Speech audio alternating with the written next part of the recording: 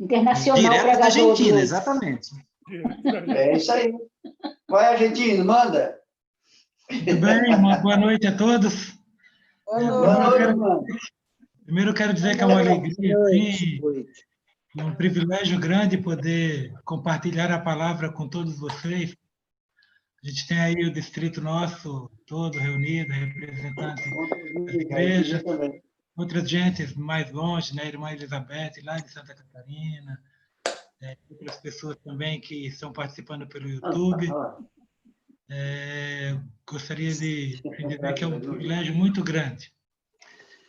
E eu quero dizer a vocês que eu queria compartilhar uma mensagem hoje, que talvez eu não vou trazer uma solução, não é um sermão que tem uma orientação final, mas eu queria trazer uma mensagem porque, estudando a lição nessas últimas semanas, eu fiquei assim, com o coração muito inquieto.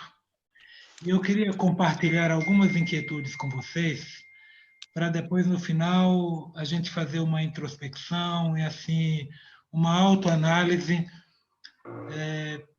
para ver o que a gente pode fazer para mudar um pouco a situação e para entender melhor o propósito de Deus na vida da gente. E eu acho que isso é interessante para todos nós, né? Eu vou compartilhar alguns versos aí com vocês para a gente estudar. E pensando assim, no que a gente vem estudando durante essas últimas semanas, e olhando, analisando assim o resultado do nosso trabalho, eu coloquei assim como o título dessa mensagem assim, o poder disponível. Eu queria compartilhar com vocês alguns versos para a gente estudar, para ver se nós conseguimos entender essa mensagem, né? Deixa eu ver se a gente consegue, se eu consigo compartilhar aqui.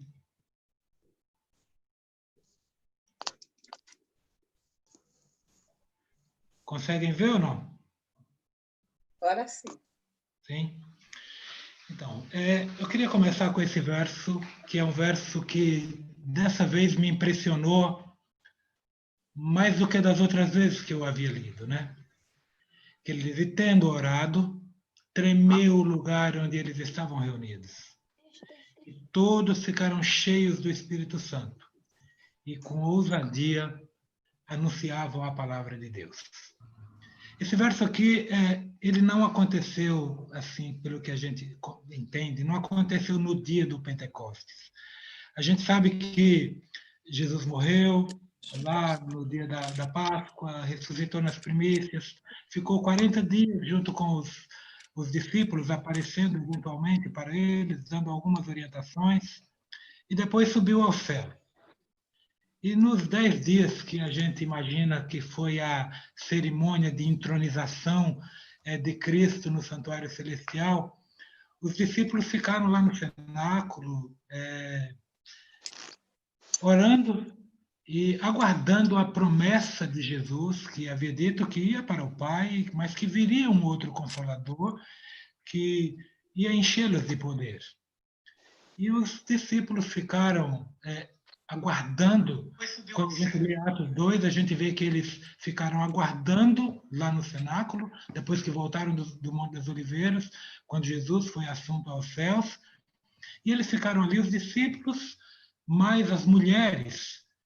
E em algum momento Pedro pediu para completar os 12, entrou Matias, e Atos diz que o Espírito Santo chegou um dia na casa onde eles estavam, como língua de fogo, e apareceu assim num vento impetuoso, e eles ficaram cheios do poder do Espírito Santo.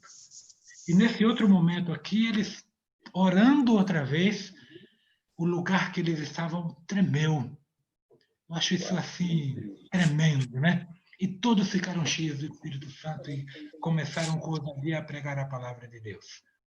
Mas quando eles receberam esse poder, Esse poder foi assim tão tremendo, tão maravilhoso, que olha o que diz logo imediatamente depois dos versos que descrevem o Pentecoste, que descreve os discípulos pregando, cheios do Espírito Santo, e começa a dizer, então os que estavam ouvindo eles ali, né, aceitaram a palavra de Pedro e foram batizados, havendo um acréscimo naquele dia, em um dia, naquele dia, um acréscimo de 3.000 pessoas. Nós estamos acostumados a ouvir falar disso. Mas imagina, irmãos, numa mensagem, num dia onde o Espírito desceu com poder para convencer as pessoas do pecado, para os discípulos testemunhando de Cristo, 3.000 pessoas é batizadas. Isso é um número grandioso. Se foram só os discípulos que batizaram, deu 250 pessoas para cada discípulo batizar. Isso era a ocupação de quase um dia inteiro de batismo. Eu não sei quais eram as condições de água naquele local para batizar as pessoas. Talvez não tivesse tanques como a gente tem hoje, né? Mas as pessoas foram batizadas e quase 3.000 pessoas foram batizadas, recebendo o poder que o Espírito Santo trouxe para eles.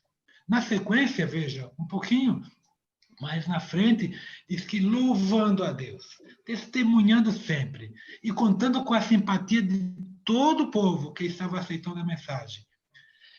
O Senhor acrescentava, enquanto isso, enquanto eles se comungavam, enquanto eles compartilhavam as coisas juntas, o Senhor acrescentava ali dia a dia os que iam sendo salvos, os que iam aceitando a mensagem de Jesus Cristo. E mais um pouco à frente, muitos dos que ouviram a palavra creram, subindo o número daqueles homens, quase 5.000 pessoas. Isso aqui, nós estamos em Atos 4. Começou em Atos 2, em Atos 4. Isso aqui não foi um ano depois, não foram 6 meses depois. Isso aqui deve ter sido 2 ou 3 semanas depois. As pessoas, assim, imbuídas do poder do Espírito Santo, tanto os que falavam quanto os que ouviam falar, iam se engrossando as fileiras de Deus e as pessoas iam se acrescentando ali. E os discípulos pregando e as pessoas sendo acrescentadas, e um pouco depois que desce a promessa do Espírito Santo às pessoas, quase 5.000 pessoas já estavam ali agregadas ao povo de Deus. Mandar uma foto de nós dois aqui. E olha que a mensagem era tão poderosa, e era uma mensagem de testemunho que mesmo quando vinham algum tipo de repreensão, eles não levavam aquilo em conta, mas o negócio deles era um testemunhar, e o testemunho deles era, olha, Deus ressuscitou esse Jesus. E disso todos nós somos testemunhas, nós vimos ele ressuscitado, nós nos encontramos com ele ressuscitado, ele nos recomendou coisas, nós vimos o túmulo vazio, e nós somos testemunhas oculares dessas coisas. E ele dizia, olha o que Pedro diz aqui, Jesus deve ter orientado ele quanto à cerimônia da entronização, de quanto à ocupação de Cristo no tribunal celeste, lá na sala de comando do universo, né? E Deus diz assim, e estando, pois, à direita de Deus, Pedro já via isso lá acontecendo, né? Estando, pois, à direita de Deus, tendo recebido do Pai a promessa do Espírito Santo, derramou isso que vocês estão vendo e ouvindo. Então, essas coisas que vocês estão vendo, pessoas se convertendo, pessoas se rendendo ao Espírito Santo, outras sendo salvas, outras sendo curadas, isso tudo é resultado da promessa do Jesus ressurreto que foi ao Pai. E de Deus recebeu a promessa de vir o Espírito Santo. E esse Espírito Santo foi derramado, e o derramamento desse Espírito Santo é o que vocês estão vendo e ouvindo. São essas maravilhas que vocês estão vendo e ouvindo. Eram coisas tão maravilhosas, irmãos, que Lucas, descrevendo essas coisas lá em Atos 19, ele diz assim, olha, eles faziam milagres tão espetaculares, né? Milagres assim tão miraculosos. Um milagre já é miraculoso por si só, mas eram milagres assim tão inacreditáveis, sabe, que a gente ficava entusiasmado ao ver tudo aquilo. Agora, o que me entusiasma e o que me inquieta o que eu quero ler no verso seguinte agora, porque, veja só, nós estamos ouvindo aqui da promessa que foi feita aos discípulos, que foi feita ao povo que começou a igreja ali, logo iminentemente depois da ressurreição de Cristo, depois que foi, estamos vendo o trabalho desse povo aqui. O livro de Atos discorre sobre esse trabalho, sobre as viagens de Paulo, e nós vimos que o Espírito de Deus desceu sobre aquelas pessoas, e esse Espírito que desceu sobre as pessoas transformaram a vida deles, mudaram a vida deles, potencializaram os trabalhos deles. Agora veja o que diz esse verso aqui, ó. Porque a promessa é para vocês e para os seus filhos. Pedro dizendo lá. E para todos os que ainda estão longe. Isso é, para todos aqueles que o Senhor nosso Deus chamar. E eu entendo que você foi chamado. Eu entendo que nós fomos chamados por Deus. Então, essa promessa é uma promessa que ela é extensa a cada um de nós. E é por isso que eu estou chamando isso de poder disponível. Porque essa promessa que os discípulos receberam lá, e que Pedro e os outros discípulos testemunhavam de uma forma tão maravilhosa, ele mesmo diz: olha, essa promessa é para você. Essa promessa é para os seus filhos. Essa promessa é para você que está mais distante, lá no século XXI. É para você que Deus chamou. Então, essa promessa é para você. Então, você pode lançar mão dessa promessa para fazer um trabalho semelhante àquele que eles estavam fazendo naquele momento. Aí eu fico olhando, irmãos, para os movimentos que a gente faz na igreja hoje. Para como é. Eu queria chamar vocês para analisar um pouco esse panorama que eu vou mostrar aqui, para a gente fazer assim uma autoanálise da nossa vida. Se a gente pensar... Sim. Veja se você consegue compartilhar a tela. Não está aparecendo aqui com a gente. Não está aparecendo? A mensagem está maravilhosa. A gente está conseguindo entender mesmo sem as imagens. Mas, como você disse que vai mostrar alguma coisa aí, veja se consegue.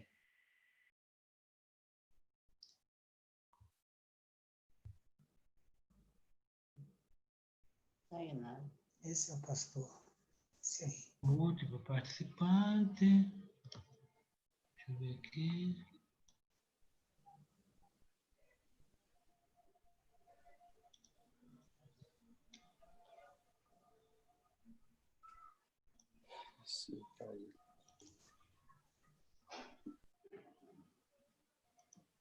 Apareceu ou não? Apareceu. Apareceu? Agora apareceu. Show de bola. Agora pode continuar, tá beleza. Então, eu queria pensar aqui. Se a gente pensar, vamos pensar na nossa igreja partindo de 1844. A gente é oficialmente de 1863, mas vamos pensar de 1844, começou o movimento adventista ali. E eu estou pensando, a primeira estatística que eu encontrei de números de membros da nossa igreja, o pastor George Knight, como historiador, escrevendo, ele diz que de 1855 a 1861, a igreja estava com aproximadamente 1 milhão de membros no mundo. Se a gente pensar que nós partimos do zero em 1844, aproximadamente, 116 anos depois, no ano de 1960, a gente tinha um crescimento, e eu estou fazendo uma conta aqui de um crescimento composto, como se fosse um cálculo de juro composto, um crescimento de 10,43% ao ano.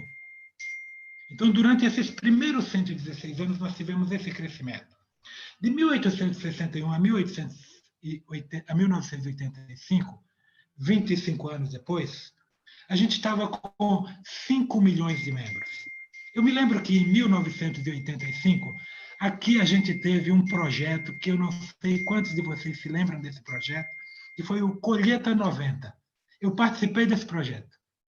A gente tinha saído do folhetão Jesus em breve voltará e começamos então com o Colheita 90. O projeto Colheita 90 tinha o objetivo de 85 a 90, em 5 anos, a gente chegar a 6 milhões de pessoas. Conquistar 1 milhão de almas durante esses 5 anos. Esse era o projeto. E nós chegamos a 1990 e tinha 6 milhões de pessoas. Mas, quando nós chegamos... E aí, nós tivemos um crescimento de 6,65 ao ano, nesses 25 anos. Mais à frente... Deixa eu ver se... mais à frente, no ano 2000, a gente estava com 10 milhões de pessoas. Porém, nesses 15 anos, de 85 a 2000, o nosso crescimento foi de 4,73% ao ano. Em 2005, 5 anos depois, a gente já estava com 14 milhões de pessoas. E o crescimento volta a ficar perto dos 25 anos, um pouquinho mais, 6,96 ao ano. Nós fomos para frente em 2009, mas 4 anos depois, com 16 milhões de pessoas. Só que o crescimento médio anual cai para 2,71 nesses 4 anos.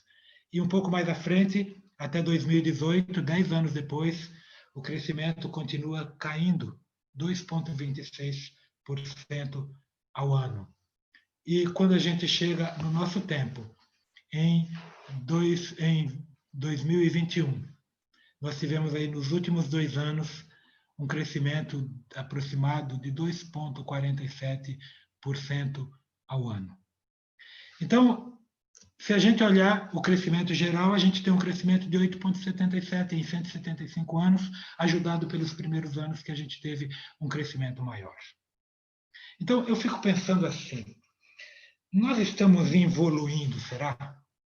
O número cresce, nós estamos já com 21 milhões.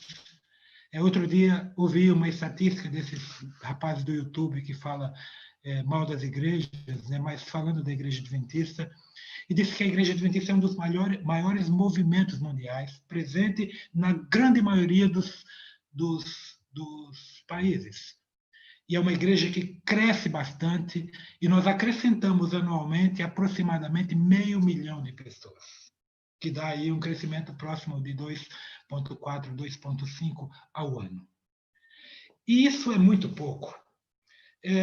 E parece que, ao longo do tempo, a gente vem evoluindo, a gente vem decrescendo o nosso crescimento, apesar da disponibilidade de recursos, e eu digo de recursos mais tecnológicos, de recursos... quanto mais gente, mais recurso financeiro também. Parece que a gente tem mais visibilidade no mundo, porque a igreja tem se tornado uma igreja mais popular, mas parece que o crescimento não é um crescimento assim, talvez desejável, né? Olhando para a nossa igreja nos últimos 7 anos, com exceção do último, a gente vem crescendo aproximadamente 10% ao ano. Só que nós somos uma igreja ali, mais ou menos 200 membros, e 10% ao ano dá 20 pessoas ao ano. É muito pouco. E se a gente baixar para um crescimento como esse, de 2,47 na média, nós vamos batizar 5 pessoas ao ano. É impossível aceitar isso, batizar 5 pessoas ao ano, num momento onde nós estamos vivendo no tempo do fim e que nós precisamos proclamar essa mensagem para um mundo que parece que a ideia é que, se o nosso percentual está diminuindo de ganho de membros diário ou anual, parece que a população mundial que cresce automaticamente, o número de pessoas que não está recebendo a mensagem vai ser cada vez maior. Aí a gente fica pensando no seguinte, nós estamos esperando cair a chuva do Espírito Santo sobre a gente, né? E aí a gente fala de chuva temporária, não sei, mas parece que a impressão que dá é que a gente tem 2 momentos de chuva, um lá no Pentecostes, quando a chuva caiu e as pessoas foram imbuídas do poder do Espírito Santo, e tanta gente recebeu esse poder e a mensagem cresceu, e a gente fala de a chuva serôdia que vai vir no tempo do fim, e essa chuva serôdia vai molhar, e essa chuva serôdia vai trazer poder. Mas, quando a gente fala de chuva temporã, quem já foi agricultor, quem está acostumado aí vai entender melhor isso que eu vou falar. Em Israel, a chuva temporã ela começa a cair ali no começo do ano civil, que é entre setembro e outubro, onde eles começam o inverno deles.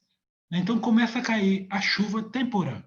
Quando eu era pequeno, aparecia de vez em quando umas frutas fora de época e minha mãe chamava de fruta temporã. E os primeiros entendimentos que eu tive de temporã é coisa fora de época. Só que não é. A chuva temporã é justamente porque ela tem um tempo de cair, ela cai numa época certa, ela tem um tempo certo de cair.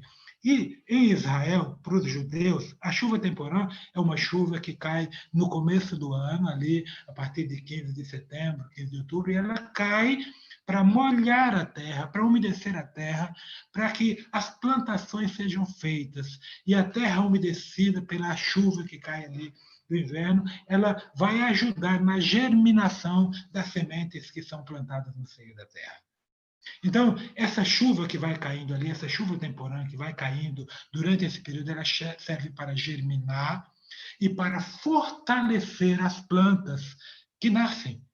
Então, elas vão nascendo e vão crescendo, e ela necessita da chuva para ela crescer e para ela fortalecer. Então, essa chuva temporã, ela não é uma chuva que cai no momento e para, ela é uma chuva que ela cai para a semente germinar. E quando essa semente germina, que a planta cresce, ela continua chovendo, continua molhando a terra para que essa planta seja fortalecida e frutifique na frente. Então, quando é ali, perto de fevereiro, março, o trigo, a cevada, já está começando a dar os seus frutos. Está começando a florada. E quando começa a florada, aí então cai a chuva serôdia. Para quê? Para, naquele momento onde ela vai dar florada e precisa granular, aí então a chuva temporã, a chuva serôdia cai para dar uma força maior. Para ali, na hora que o fruto precisa aparecer, na hora que as plantas devem dar o seu fruto, então cai a chuva serôdia para que ela fortaleça, para granar as espigas, e ela fortaleça para dar uma boa colheita. Então, a gente está esperando essa chuva serôdia, só que a chuva serôdia, na hora que ela cair, ela espera encontrar as plantas nutridas pela chuva temporã. E quando a chuva temporã cai e as plantas são nutridas pela chuva temporã, elas criam raízes, elas fortalecem e elas se preparam para dar o fruto, porque vem a florada, vem o fundão, e elas se preparam para dar o fruto, e a chuva serôdia cai. E na hora que a chuva serôdia cai, a planta vai fortalecer para granular. Então essa chuva vem e ela cai copiosamente, e então nesse momento que ela cai copiosamente, o fruto aparece e o fruto vinga com força para dar uma boa colheita. Então nós não podemos ficar esperando a promessa da chuva serôdia, que vai cair em algum momento, e ela vai cair ali para fortalecer. Saiba que para granular, não é uma chuva que demora um tempão, que demora 3 meses ou 4 meses, como a chuva serôdia. É uma chuva que cai ali por uma questão de pouco tempo para fortalecer. O milho, por exemplo, ela começa a dar o pendão, começa a embonecar. Em 15 dias ela tem uma boneca, cai o cabelo da boneca, a espiga granula, e mais 8 dias ela já está madura, e mais 8 dias ela começa a endurecer rapidamente. Então, esse trabalho da chuva serôdia que o povo de Deus precisa receber é um trabalho para terminar uma obra. É uma plantação que foi feita e que foi fortalecida pela chuva serôdia, pela chuva temporã, e que agora chega a chuva serôdia para a gente terminar esse trabalho. Então, a impressão que eu tenho é que durante essa chuva temporã, nós precisamos nos fortalecer. E quando eu digo fortalecer, não é papar sermões, estudar grandiosamente a Bíblia, é receber esse poder do Espírito Santo, para levar a palavra às pessoas, para fortalecer as pessoas, porque vai chegar um momento que essa colheita terá que ser abundante. E, de repente, vai aparecer ali um momento de 1/110, onde haverá de acontecer um trabalho final, onde provavelmente o Espírito Santo vai descer com muito mais força e vai ter que aparecer um trabalho formal, um trabalho final. Só que se nós não tivermos prontos para dar o fruto, isso não vai adiantar nada para a gente.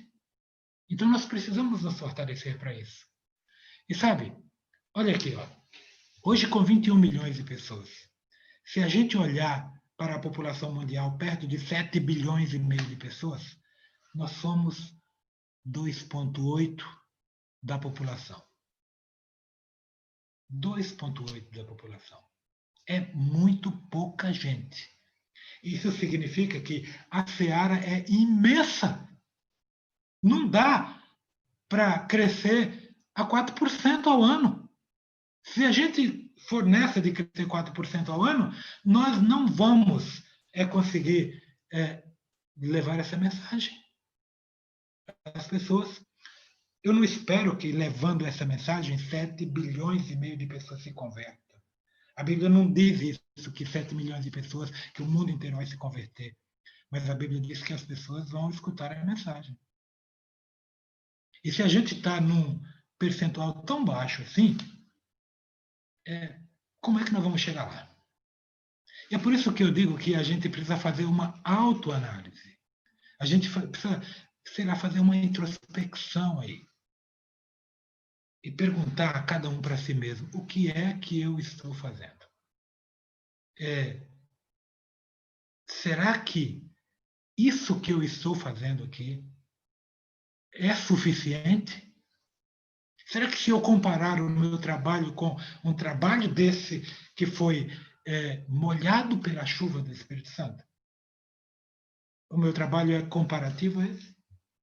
Entendeu? Então, irmãos, eu sei que eu não tenho a fórmula para dizer assim, olha, faça isso, isso, isso, que vai mudar. Eu não tenho a fórmula. E talvez eu não tenha, o pastor não tem, o presidente da associação não tem, o presidente da União não tem, e o presidente da divisão não tem, e da associação em geral também não tem, porque se tivesse já teria dado. Porque o desejo de todos nós é que essas coisas aconteçam logo para a gente acabar com essa história que nós não aguentamos mais aqui. Mas a gente não tem a solução. Só que essa solução está disponível e prometida para a gente. A gente não sabe, não tem, mas a gente sabe da solução. Então, o que parece é que a gente não está adequadamente preparado. Será que nós não estamos sendo receptáculos qualificados para receber isso? Essa chuva? Será que é isso que está acontecendo? Eu fico pensando que quando eu comparo o meu trabalho com o trabalho de Pedro, com o trabalho de Paulo, com o trabalho daqueles discípulos lá, eu fico com vergonha. Porque parece assim que não é o mesmo Espírito que está atuando. E a gente sabe que é o mesmo Espírito que está atuando, que a promessa é a mesma. Nós acabamos de ler que a promessa foi uma promessa dada não só aos discípulos lá, mas foi dada a nós que estamos 2000 anos depois. Aos que estão longe, aos que foram chamados por Deus 2000 anos depois. Essa promessa é para nós também. E nós precisamos fazer essa promessa valer também, como fizeram os discípulos essa promessa valer. Então, o que eu queria chamar era para a gente, sei lá, fazer uma autoanálise. Cada um faça a sua análise. O que é que eu posso fazer? Senhor, será que eu posso ser colocado de uma forma mais constante, mais intermitente na tua agenda do dia a dia? Será que eu tenho perdido muitas oportunidades de testemunhar? Será que eu não poderia fazer mais?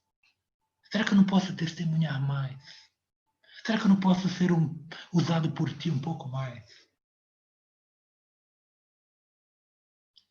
Então, isso seria o que talvez a gente devesse pensar. Então, eu queria deixar assim como assim um dever de casa, uma meditação para a gente, sei lá, cada um olhar para dentro de si, olhar para o que tem feito e para o que pode fazer. E olhar para a grandiosidade desse poder que está disponível. O que é que nós vamos fazer com esse poder? E que Deus nos abençoe para que a gente possa ser fortalecido de alguma maneira para dar a nossa contribuição, de repente, da forma que Deus espera. E que Ele nos abençoe para isso. Amém. Amém. Amém. Amém. Amém. Amém. Amém. Microfone, pastor. Já pode fazer oração para a gente, Osmânia? Fazer oração. Querido Deus, essa mensagem é uma mensagem que deve ser muito preocupante para nós. Porque Amém. a seara é muito grande, Senhor. Tem muita coisa para ser feita e parece que ela está andando assim a passos muito lentos. E nós precisamos, de alguma maneira, ser usados pelo Senhor para que essas coisas sejam um pouco mais aceleradas. Portanto, Senhor, eu queria te pedir que nós que estamos aqui escutando isso, pedimos esses versos são poderosos, da promessa do Espírito Santo para nós. Nós possamos, Senhor, consagrar a nossa vida ao Senhor, para que nós possamos ser usados pelo Senhor como instrumentos para testemunhar nesse mundo de tantas dificuldades, Senhor. Abençoe a cada um. Nós estamos aqui com tantas dificuldades, a gente não pode nem se reunir, mas a gente pode falar. A gente tem meios de compartilhar a tua mensagem com tanta gente. Verdade. A gente tem meios de compartilhar até com gente que nós não conhecemos. De colocar disponível numa rede de internet para quem queira possa ouvir. Portanto, Senhor, nós queremos pedir que nos use de alguma maneira, para que a gente possa ser útil no teu trabalho e contribuir da forma como tu deseja. Há um poder, Senhor, incomensurável, há um poder que a gente nem sabe o tamanho dele disponível e nós não estamos fazendo uso adequado desse poder. Prepara-nos, Senhor, para sermos receptáculos desse poder e ser testemunhas por onde nós andarmos. Nós te pedimos isso em nome e por amor de Jesus. Amém. Amém. Amém. Hein? Amém. Amém. Amém. Muito bem, muito obrigado, Osmânia, aí pela reflexão. Está aí dentro do guarda-chuva da lição dessa semana, né? O poder que está à nossa disposição aí, que nós possamos realmente fazer essa análise e ver como que nós podemos crescer individualmente como igreja. Um abraço aí, amigo, que Deus continue te abençoando aí. E um abraço também para a Silvana. A Silvana manifestou aqui a saudade. Ô, meu amor, que Deus te abençoe aí. Silvana tem sido uma bênção, né? Compreensiva, te ajudando à distância. Então, louvado seja Deus aí pela Silvana e por você e por suas filhas também. Vamos dar um joinha aí pro Osmânio, né, gente? Cadê a reação de vocês aí? Vocês que compartilharam. Muito bem. Obrigado, amigos. Que Deus abençoe a todos. Uma boa noite, um bom descanso. E amanhã, às 8 horas, nós estamos de volta. Boa Deus noite, abençoe a gente. cada um. Obrigado, Boa irmão. noite, boa noite a Deus todos. abençoe. Obrigado, cunhado. Muito bom. Boa Deus noite a abençoe, meu todos. irmão. Obrigada, irmã Val, por mais uma vez me mandar o link. Beijos, irmão João e irmã Val. Amém. Boa noite a todos. Boa noite, Sileide. Tchau, Francisco. Já saiu. Boa noite, irmã. Boa noite, irmã. Que Deus abençoe. Boa tá? noite. Boa noite. Me mandar o link. Aí, meu principal da sinagoga lá, né? É o principal. Muito bem, gente. Bom descanso, irmã Lindal, irmão Caetano. Boa noite. Boa Passar noite. bem. Cadê o irmão Obrigado. Luiz? Já desligou, irmão Luiz, ou deixou a gente na mão aí? Cadê a foto que você disse que ia tirar? Ia tirar uma foto de nós dois aí para mandar para a gente? Cadê a foto? Com a gente, será? Não, irmão.